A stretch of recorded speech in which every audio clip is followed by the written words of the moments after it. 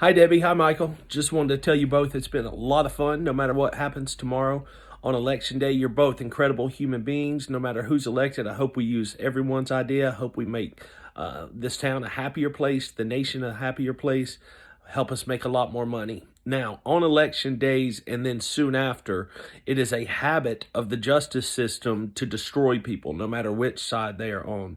So I'm going to be putting forth an educational suggestion to Abbott Hayes that all of us turn in educational what we've experienced during this time of running for office and all of the places that the answers were not clear for us.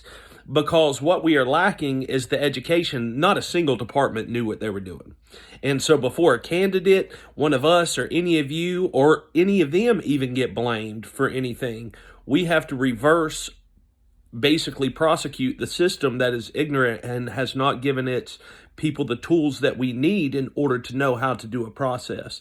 So it's a little bit more in depth than that. I'm going to do a video here in a little while, and I'm going to drop an email to everyone. Yet the way to protect people is to get ahead of the game before they accuse people, is to get ahead of the game to show that the system did not do what it was supposed to do. And when everybody gathers against the system, that's a powerful democracy.